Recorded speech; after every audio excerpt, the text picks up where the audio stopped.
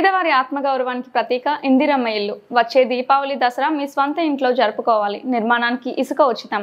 ప్రభుత్వ whip Vemulawada MLA ఆది శ్రీనివాస్. మేడిపల్లి, భీమారం మండలాల పరిధిలో 397 మందికి ఇందిరమ్మ ఇల్లు మంజూరు ఉత్తర్వులు పంపిణీ చేసిన విప్ కలెక్టర్. పేదవారి ఆత్మగౌరవానికి ప్రతీక సొంత ఇల్లు అని ప్రభుత్వ విప్ వేములవాడ ఎమ్మెల్యే ఆది శ్రీనివాస్ తెలిపారు.